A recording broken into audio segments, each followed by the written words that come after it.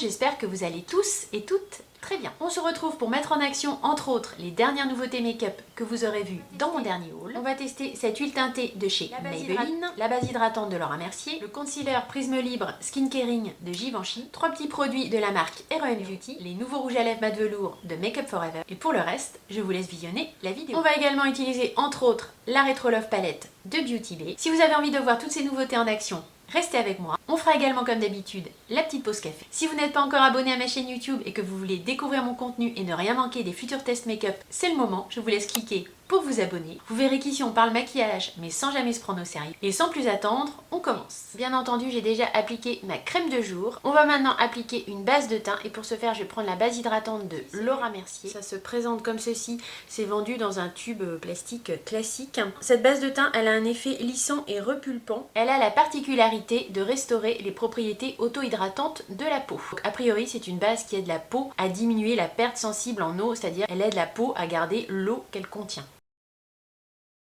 Ça a l'aspect d'une crème, tout simplement. Il n'y a pas vraiment d'odeur.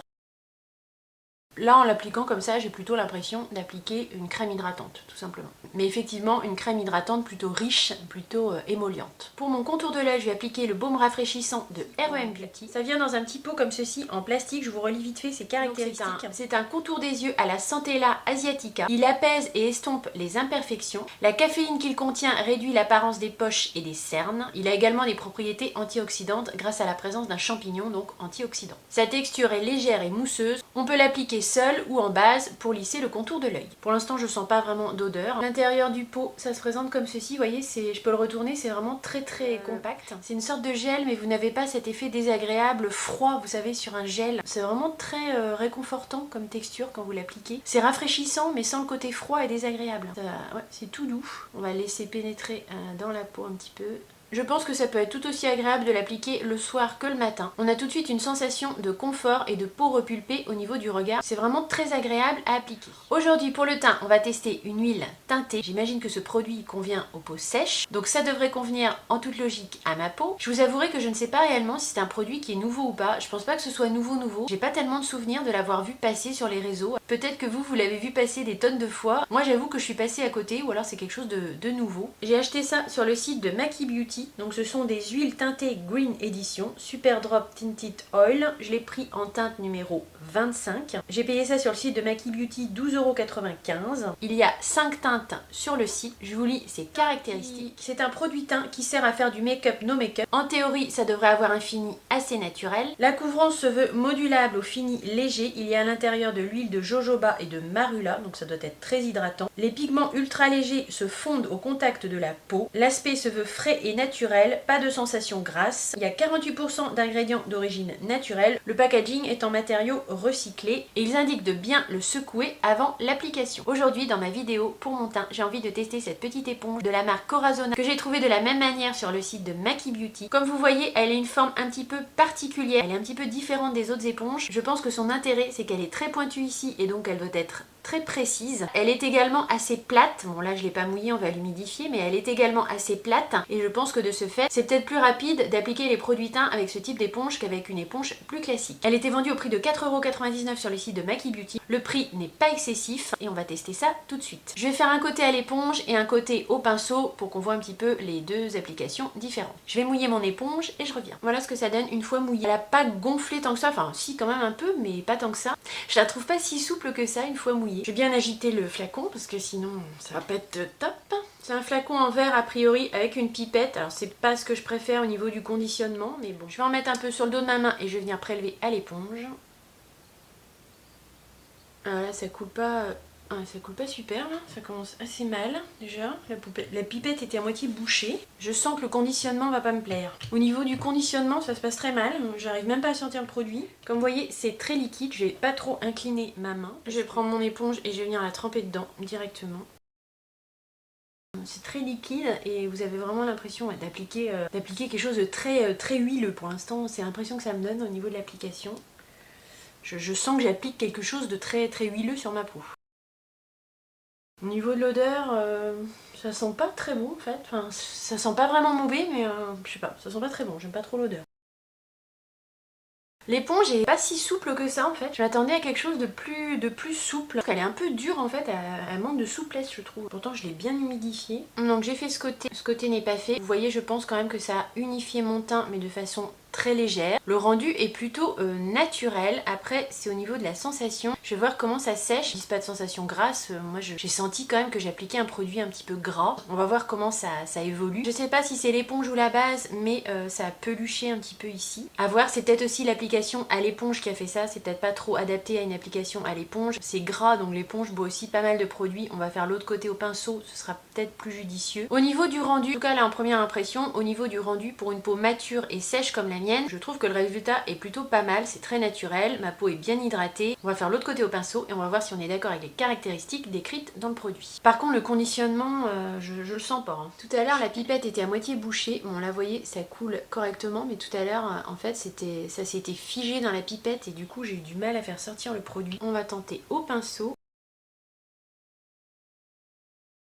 Ça glisse très bien sur la peau, ça y a aucun souci. À l'application c'est vraiment une sensation quand même très soyeuse, très glissante. Je préfère l'application finalement au pinceau. Je sais pas si vous voyez la caméra mais ça peluche. Alors je ne sais pas si c'est la base de Laura Mercier qui ne va pas avec ce produit, c'est possible, hein. C'est peut-être deux produits trop émollients et du coup ça fonctionne pas ensemble. Ce produit là, et on sent qu'il est quand même voilà, très huileux, très gras, donc finalement je pense que mettre une base très hydratante en dessous c'est pas forcément utile. C'est tellement déjà riche et émollient que peut-être pas la peine de mettre une base super hydratante en dessous. Je suis sur la teinte 0,25, vous voyez que heureusement que j'ai pas pris une teinte plus foncée, je crois que c'était la teinte la plus claire qu'il y avait sur le site, c'est quand même déjà assez teinté. Voilà, une fois les deux côtés faits, donc j'avais fait ce côté à l'éponge, celui-là au pinceau. Une fois l'application terminée, on voit pas vraiment de différence, mais je trouve que c'est plus agréable. Pour ma part, après c'est question de préférence, mais je trouve que c'est plus agréable à appliquer au pinceau. L'éponge Corazona, je suis un petit peu déçue. Je la pensais un petit peu plus souple. Elle fait le job, mais je la pensais un peu plus moelleuse et plus réconfortante. Ils indiquent un effet make-up no make-up. Là, je suis d'accord. Je trouve le fini très naturel. Couvrance modulable, fini léger. Modulable, effectivement. On va dire que c'est une couvrance moyenne, modulable. C'est juste ce qu'il faut. Pigment ultra léger qui fondent au contact de la peau. Alors c'est pas comme les CC crèmes d'Herborian, vous savez, avec des micro-capsules, hein, c'est pas du tout ça l'effet. L'huile teintée, elle vient vraiment s'incorporer à votre peau et ça se fond vraiment à la carnation. Là-dessus, je suis d'accord. Mais la couleur ne va pas s'adapter à votre peau. C'est pas des pigments encapsulés, c'est simplement une huile teintée. Aspect frais et naturel, je qualifierais le rendu de semi-mat lumineux. Pour finir, ils disent pas de sensation grasse, je suis pas tout à fait d'accord. Vous sentez quand même que vous appliquez un produit huileux. Pour une peau mature mixte à sèche, je pense que ce produit peut être tout à fait intéressant. Pour les peaux grasses, pour moi, c'est no way, ça sera vraiment trop huileux, trop gras. J'aime bien le rendu, mais je pense que je vais quand même poudrer un petit peu parce que c'est tellement huileux, si vous voulez. Pas la sensation d'avoir la peau grasse, mais j'ai un petit peu peur en fait que la matière se déplace. Je vais mettre l'anti-cerne et je viendrai quand même poudrer mon teint. Pour l'anti-cerne, c'est le concealer Prisme Libre Skin Caring Concealer de Givenchy. Je l'ai en teinte N120. Je l'ai acheté sur Instagram, donc je ne l'ai pas payé le prix plein, je l'ai payé 21,82 € avec les frais d'envoi. Je vous lis ses caractéristiques. C'est un correcteur multi-usage teint plus concealer. Donc en gros, vous pouvez aussi vous en servir de fond de teint. Il se veut avoir une tenue de 24 heures, 95% d'ingrédients d'origine naturelle. Il camoufle, corrige et unifie le teint tout en l'illuminant et en l'hydratant. Il ne marque pas les rides et les ridures. Il a une couvrance moyenne modulable. Sur le site de Sephora, il existe en 24 teintes. Moi, je vais l'appliquer tout simplement en concealer classique. Pour la teinte, je pense qu'elle est assez claire, mais ça devrait convenir. L'embout est comme ceci. Ça se présente un peu comme une aiguille en fait, vous voyez, comme une aiguille avec un chat au milieu, enfin un petit trou au milieu. Je sais pas si je m'exprime très bien. La texture me paraît légère. Je vais le laisser sécher un petit peu. J'ai hâte de me poudrer là. Je sais pas, j'ai l'impression que ça va bouger. J'ai l'impression là que l'huile là, elle va vite bouger en fait. La texture est très légère, il n'a pas l'air de filer trop dans les plis. La couleur, ça va juste venir illuminer un petit peu mon regard, c'est pas plus mal. La formule du concealer me paraît vraiment très bien, elle est très légère, elle n'a pas filé dans mes petits plis, il n'y a pas du tout d'effet de matière. Au niveau de la couvrance, c'est pas hyper couvrant, mais moi pour les cernes que j'ai, je pense que ça ira. Après, c'est modulable, on peut donc en remettre. C'est un petit côté légèrement lissant. Pour l'instant, très bonne impression au niveau de l'anti-cerne. J'ai des produits crème à mettre, mais je vais quand même poudrer un petit peu. Je vais prendre ma poudre Pro Filter de Fenty Beauty. Je l'ai en teinte Butter. Je suis vraiment pas à l'aise, moi, avec les poudres libres. Je fous partout. Ça m'énerve, ça vole partout. Je vais essayer de venir améliorer mes sourcils et je vous retrouve juste après. Je sais pas si un jour j'arriverai à faire 2 sourcils pareils. Vraiment un problème, mes sourcils. Je ne sais pas faire mes sourcils. Il faudrait que j'aille voir quelqu'un qui me guide là-dessus parce que j'ai une énorme asymétrie dans mes sourcils et mais j'arrive pas à la corriger quoi. J'ai l'impression de le faire, mais après quand je regarde les vidéos, mais je vois bien que mes sourcils ils sont complètement asymétrique. Je vois pas ce qu'il faut voir, je sais pas. J'ai du boulot sur les sourcils. En tout cas pour le tuto sourcils, ce sera pas sur ma chaîne. C'est pas moi la pro des sourcils. Sinon au niveau du teint, et bah c'est pas super. Ça m'a fait un truc ici mais avec la poudre. Alors je sais pas si vous le verrez à la caméra. Ça peluche là, c'est pas beau du tout. J'ai ça ailleurs, non. Ici ça m'a fait un truc moche. J'ai envie d'un café, je sais pas quelle heure il est mais on va pas tarder à faire la pause café. On va maintenant appliquer les produits crème. Pour le bronzer, je vais ressortir mon bronzer crème de chez RMS Beauty. Vous l'avez déjà vu dans mes vidéos, c'est un tout petit conditionnement mais pourtant c'est le full size. Il se présente comme ceci, j'aime beaucoup la teinte. Je vais prendre un pinceau comme ça de chez Nocibé. Là c'est le 101 anti-cerne précision, c'est un pinceau dense. Je vais également l'appliquer au doigt parce que je trouve qu'au pinceau c'est pas si fluide que ça en fait. Je pense qu'il faut un petit peu chauffer la matière.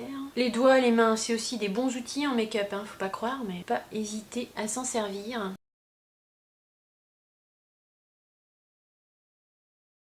Je le trouve pas très beau mon bronzer aujourd'hui, je sais pas pourquoi. Bon, je vais enlever les barrettes déjà, on verra moins les traces, les défauts, tout ce qui... Voilà. C'est le changement d'heure, hein. Je suis pas réveillée ce matin là. Faut m'excuser, je suis pas réveillée. Pour l'highlighter liquide, je vais prendre le Beauty Light Wand de Charlotte Tilbury en teinte Spotlight. Au niveau du packaging, ça se présente comme tous ces packaging là, ces blush crème mat et lumineux. C'est toujours le même packaging. La petite mousse comme ça.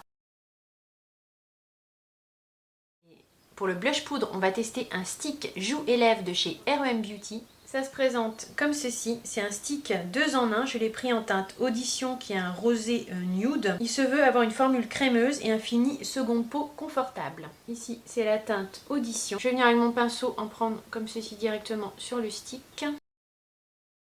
Bien pigmenté. Facile à appliquer, ça se fond bien aux autres matières, ça s'estompe bien, ça me fait pas de taches. Le rendu est naturel, c'est assez joli au niveau du rendu, j'aime bien.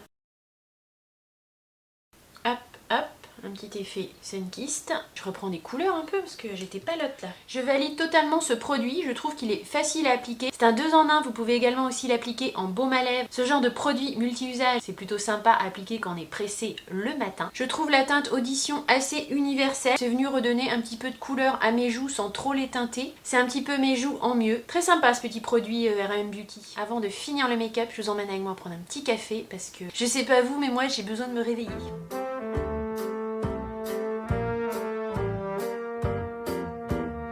On se remet au même endroit du coup vu qu'il fait beau. Bon par contre j'ai pas maquillé mes yeux, mon teint est maquillé, mes yeux sont pas maquillés donc ça me fait une drôle de tête pour vous faire le café mais c'est pas grave, vous m'en voudrez pas.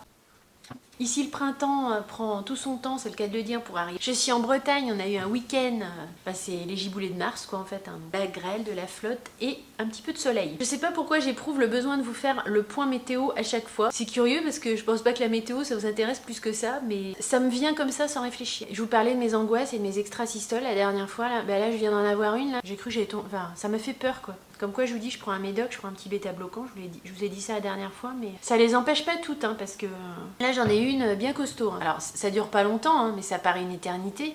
Ça dure peut-être même pas une seconde, si ça doit durer 1 ou 2 secondes. Je vais vous faire peur à vous dire ça, mais... Les extrasystoles, pour ceux qui en ont, c'est flippant vraiment. Certaines ça va, mais d'autres elles font vraiment flipper. Celle que je viens d'avoir là, il y a 5 minutes, m'a bien fait flipper là. Bref, je pense que je suis un petit peu fatiguée aussi parce que mine de rien, on a fait le changement d'heure et ça doit jouer un petit peu. Et puis je vous raconte encore ma vie, mais j'ai mal dormi, j'ai mal aux dents. Moi j'ai toujours des problèmes dentaires. Vous allez vous dire, mais putain, cette nana, mais elle a que des emmerdes. Mais oui, j'ai que des emmerdes. Au niveau des dents, j'ai tout le temps quelque chose. C'est un truc de fou quoi. C'est un truc de fou. Depuis que je suis petite, depuis que je suis ado, depuis que je suis petite, j'ai que des emmerdes dentaires. C'est des petits trucs, hein, c'est des caries, c'est des machins comme ça. Des dents qui ont pété, il a fallu mettre des couronnes. Mais j'en ai tout le temps, ça revient tout le temps. Par moment, j'ai l'impression de passer ma vie chez le dentiste. Là, j'ai un bridge à faire parce que j'ai une dent, la racine s'est cassée. Et puis là, je sais pas ce qu'il y a, j'ai pas mal particulièrement. J'ai juste une petite sensibilité par moment au froid, au chaud, mais rien de... pas spécialement sur une dent en particulier. Et je sens que j'ai pas une gêne, mais une sensibilité. Et cette nuit, ça m'a réveillée, j'avais mal aux dents. Et ça m'empêchait de dormir, j'étais obligée de prendre un Doliprane.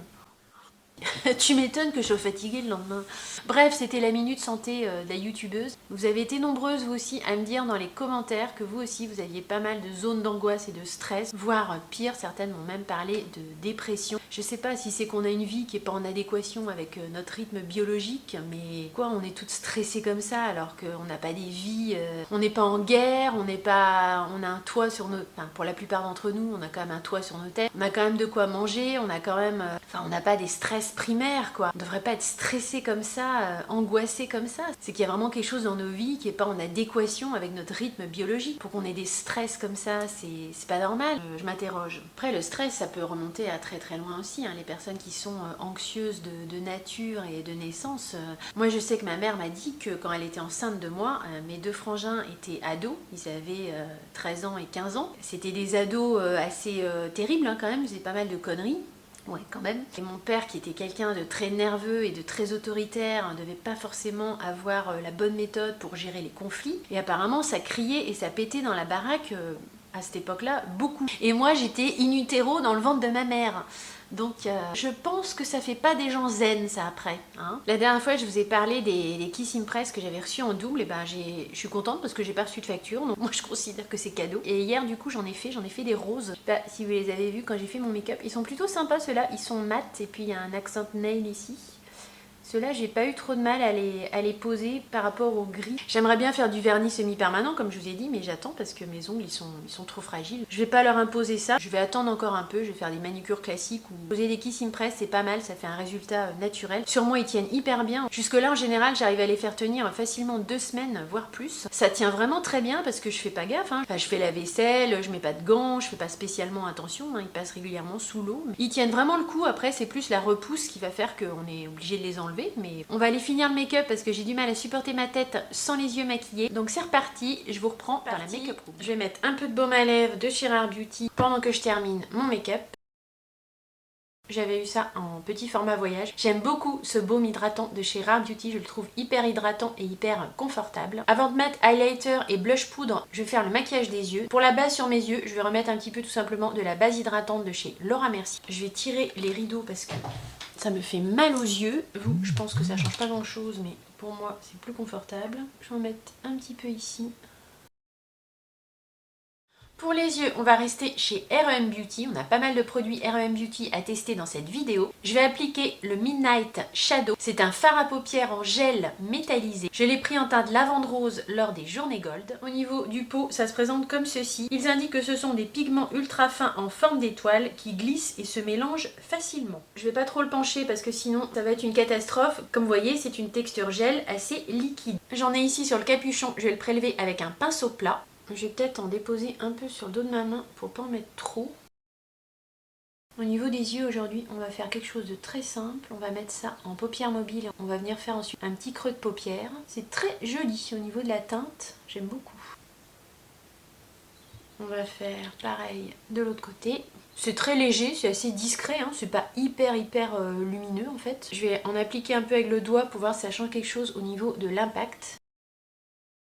C'est un petit peu plus lumineux si je l'applique au doigt. Ça n'a pas l'air de faire d'effet de matière, en tout cas ni d'épaisseur sur la paupière, c'est assez fin. Je vais laisser sécher un petit peu. Je viens poudrer ma paupière fixe avec un petit peu de poudre libre Laura Mercier, peu importe. Je prends n'importe quelle poudre en fait, c'est pour aider au travail des fards que je vais mettre en creux de paupière. On va maintenant prendre la Retro Love, la palette de chez Beauty Bay que vous avez sans doute déjà vu passer mais qu'on n'a pas encore testé en vidéo. Je vous la remontre, elle se présente comme ceci. C'est une palette assez versatile qui présente pas mal de couleurs. Elle est tout à fait dans les mêmes color story que la Martin's Diner de Martin Cosmetics. Et là, comme on est sur une teinte un petit peu lavande lilas, je vais venir faire mon creux de paupière avec cette teinte-ci qui s'appelle Atlas. On va pas se prendre la tête pour le make-up des yeux. Je me prends pas trop la tête pour le make-up des yeux en ce moment, je dois dire que je fais que des trucs.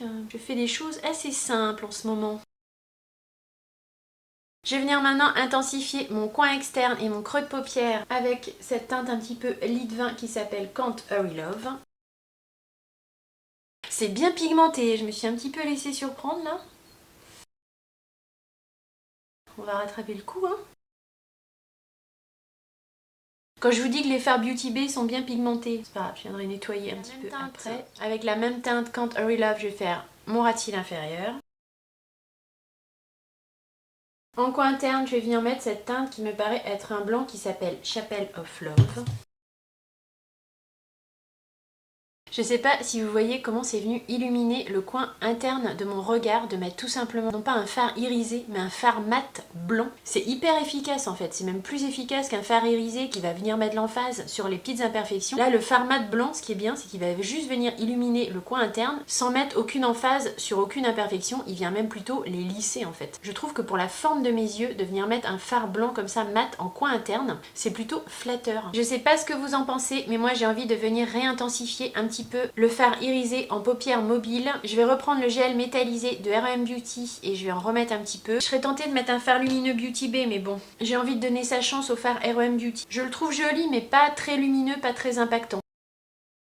Donc on va en remettre un peu comme ça par-dessus. Là c'est pas mal. Ça revient donner un petit peu de lumière. C'est pas non plus extraordinaire. Ça va, c'est quand même pas mal. En tout cas on peut superposer les couches de ce fard à paupières sans que ça fasse d'effet de matière. Je vais nettoyer un petit peu ici. Mais je pense que je vais quand même revenir mettre un petit fard lumineux de la palette Beauty Bay parce que je trouve que ça manque quand même un petit peu de peps. Pour nettoyer, je viens tout simplement prendre un petit peu d'eau micellaire et puis je vais essayer de revenir faire une forme un peu plus droite. Ici aussi, comme j'ai des petits plis, ça fait jamais quelque chose de net, c'est chiant. J'ai un bouton là. Je sèche un peu après avec mon coton-tige et je vais venir remettre un petit peu d'anti-cerne pour nettoyer un petit peu la zone. Love Train, par-dessus le fard R.E.M. Beauty en fait. Je trouve que ça manque un peu de peps. Liner, je prends tout simplement celui qui est dans ma rotation make-up. C'était le liner de Marion Caméléon en collaboration avec Sephora. On ne reviendra pas sur cette douloureuse histoire. Je m'étais dit que j'allais tester une astuce make-up qu'on voit sur TikTok et qui est relayée par beaucoup de youtubeuses. Je l'ai vue dans une vidéo récemment de Cynthia Dulude. Si vous la connaissez pas, mais ça m'étonnerait, c'est une youtubeuse canadienne. En fait, ça consiste à coller ses faux cils, non pas par-dessus les cils, mais par-dessous. Je me dis, j'ai envie d'essayer ça avec vous aujourd'hui en vidéo. On va d'abord mettre highlighter et blush poudre. Parce que si je m'énerve avec mes faux cils, je risque de tout rater derrière. Pour l'highlighter, je me suis dit qu'on allait poser un highlighter de la marque Sephora Collection. Je vous ai dit que je les aimais beaucoup, donc j'ai envie de les faire refonctionner dans cette vidéo. Vous voyez, le café, ça m'a réveillée là, j'ai plus la pêche là. Je pense que le plus adapté avec mon make-up du jour, ça va être la teinte 03 Pink Flash. Je vous le remontre, il se présente comme ceci. Voilà, je suis pas très highlighter rosé, mais bon. Je vous dis ça à chaque fois, mais au final, j'en applique assez régulièrement. Je sais pas si vous voyez, mais il est quand même très rose. Je vais peut-être pas en mettre trop. Après, ça sont des highlighters très modulables et pas trop intenses, donc c'est ça qui est bien aussi. On peut les mettre pour des make-up pas trop chargés. On peut les mettre le matin sans trop se louper. Il n'y a pas un effet waouh, mais ils sont quand même présents. Ils marquent pas les pores de la peau. Ils sont vraiment top, ces highlighters, je vous l'ai dit plusieurs fois. Pareil pour les blushs, on va rester dans la gamme Sephora Collection. Hey Jalousie ou Trust Yourself. Vous avez remarqué l'accent, j'espère. Ça irait assez bien, mais je l'ai déjà appliqué avec vous en vidéo. On va partir sur celui-là en essayant d'avoir la main légère parce qu'il est quand même assez foncé. J'ai plus de place dans mes tiroirs make-up. Il va falloir faire peut-être bientôt un petit déclutter. Ici, on a la teinte Hey Jalousie. C'est un fuchsia qui est quand même assez peps. Ils sont bien réussis ces blushs là de Sephora Collection. En ce moment mon petit chouchou, si vous l'aviez pas compris, c'est plutôt le blush de Too Faced, mais je trouve que les blushs Sephora Collection, ils sont vraiment pas mal. Ils ont pas grand chose à envier des blushs de grandes marques. Ils se travaillent bien, la formulation est légère, ils ont presque un petit côté lissant. Au niveau des teintes, il y en a tellement que vous êtes obligé de trouver votre bonheur. C'est une belle réussite de Sephora ces blushs là. J'ai eu la main un peu lourde ici. On va pas en mettre plus. Je vais essayer d'estomper ici un petit peu avec le pinceau avec lequel j'ai appliqué le fond de teint. Ou l'éponge même. La vilaine éponge. D'estomper un peu avec l'éponge. Avec le pinceau fond de teint. Ça marche pas vraiment. Mais... Opération fossile avant le rouge à lèvres. Souhaitez-moi bonne chance. Alors vous savez quoi? Je vais pas faire ça parce qu'en fait j'ai essayé de prendre des fossiles et de les approcher de mon œil en passant par dessous. Déjà rien que de les approcher comme ça, ça me fait mal, ça me fait peur, ça me touche la muqueuse. Je suis en panique. On va quand même essayer d'en poser par-dessus les cils. Je suis lancée dans les fossiles, donc on va quand même essayer d'en poser par-dessus les cils. Je vais prendre ceux-ci qui sont assez naturels, sont des fossiles de la marque Allure. Je vais tester le liner de chez Shein, c'est un liner en fait autocollant pour les cils. Je l'ai jamais testé encore. Je crois que je vais vous filmer ça en musique parce qu'il va me falloir une concentration relativement optimum.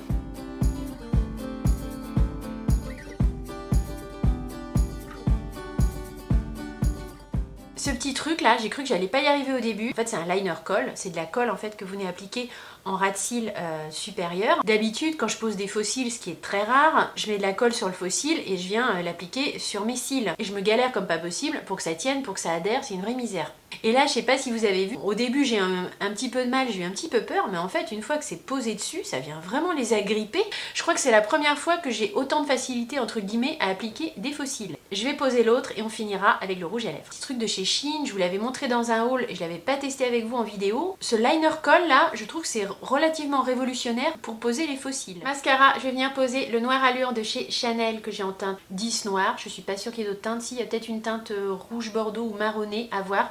Je vous mettrai le full size ici pour que vous ayez le visuel. J'espère que je vais pas décoller mes cils. Ce serait dommage. Bon, par contre, j'arrive pas à mettre le mascara sans décoller les faux cils. Si vous faites ça, je vous conseille de mettre le mascara avant. Je crois que normalement, on met le mascara après pour lier les cils entre eux, mais là moi c'est pas possible. Si je mets le mascara après, mais je pense que ça me l'aurait fait aussi avec de la colle, ça me décolle les faux cils. Je vais laisser comme ça, c'est pas très grave si j'ai pas de mascara par dessus. On va mettre le rouge à lèvres et faire la conclusion sur les produits. Je vais venir faire un contour des lèvres avec un crayon rétractable de chez Huda Beauty. C'est le Lip Contour 2.0 que j'ai en teinte Pink Brown.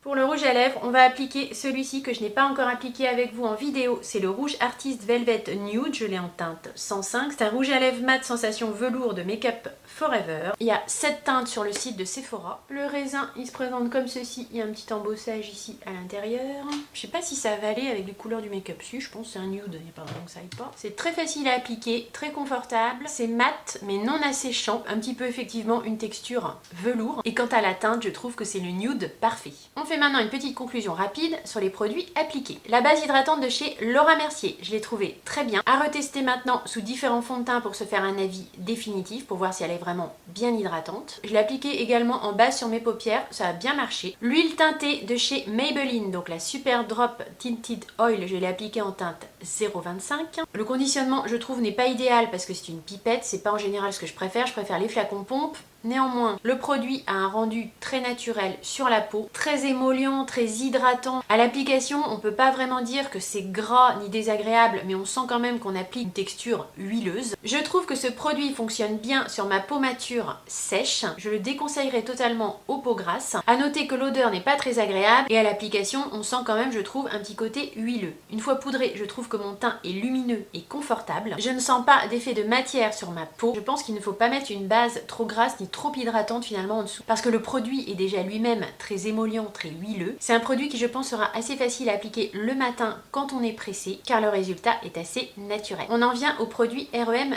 Beauty. Le baume rafraîchissant contour des yeux, je le trouve vraiment très agréable. Je trouve que c'est un excellent rapport qualité-prix pour un contour des yeux. De plus, il est très accessible car il est vendu 22 € pour 15 ml de produit. Le stick Eclipse que j'ai appliqué en teinte Audition, c'est un produit multifonction pour les joues et pour les lèvres. Je l'ai appliqué en guise de blush crème. Il a très bien fonctionné. La teinte Audition, je trouve, est parfaite. C'est un petit peu vos joues en mieux. Le produit n'est pas trop pigmenté, modulable. Il s'est appliqué parfaitement sur un teint poudré et c'est très bien fondu au reste des matières. Je n'ai pas eu de mal à le travailler sur mes joues. Déception quand même néanmoins pour moi sur ce produit de REM Beauty. Le Midnight Shadow que j'ai appliqué en teinte lavande rose. Il ne fait pas d'effet de matière, il s'applique bien, il ne transfère pas sur la paupière. Ce n'est pas ça qui m'a déçu. Ce qui m'a déçu, c'est que je trouve qu'il n'est pas assez impactant. Après, si vous cherchez un fard facile à appliquer le matin en paupière mobile, un petit peu duochrome qui apporte un petit peu lumière à la paupière sans trop d'impact, ça peut tout à fait vous plaire. Moi personnellement, je m'attendais à quelque chose d'un petit peu plus impactant. Néanmoins, c'est pas un mauvais produit, mais manque de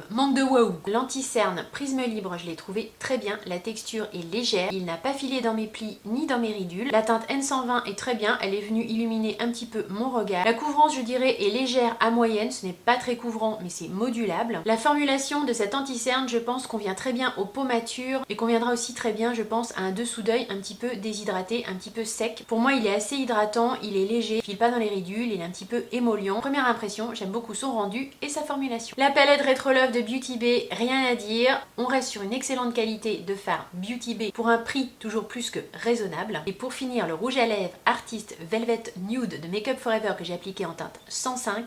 Je trouve que c'est le nude parfait. C'est un rouge à lèvres mat mais au fini velouté. Il est très confortable, très agréable agréable à appliquer, pas du tout asséchant pour les lèvres. Rien à dire, pour moi c'est un sans faute au niveau rouge à lèvres. Voilà ce qui vient conclure notre test make-up du jour. J'espère très sincèrement que la vidéo aura pu vous être utile, que vous aurez passé un bon petit moment en ma compagnie. Si tel est le cas, bien sûr, on n'oublie pas le petit like, le petit thumbs up, ça encourage et ça fait plaisir. Comme toujours, je vous attends dans les commentaires. N'hésitez pas à me dire si vous aussi vous avez testé ces produits et qu'est-ce que vous en avez pensé. Vous savez que j'ai toujours énormément de plaisir à vous lire et à vous répondre. Bien évidemment, si vous n'êtes pas encore abonné à ma chaîne YouTube, je vous invite dès à présent à le faire. Ainsi, vous ne manquerez rien des futurs tests et aventures make-up. Je vous fais de gros bisous et je vous dis à très vite dans une prochaine vidéo. Portez-vous bien. Bisous. Bye.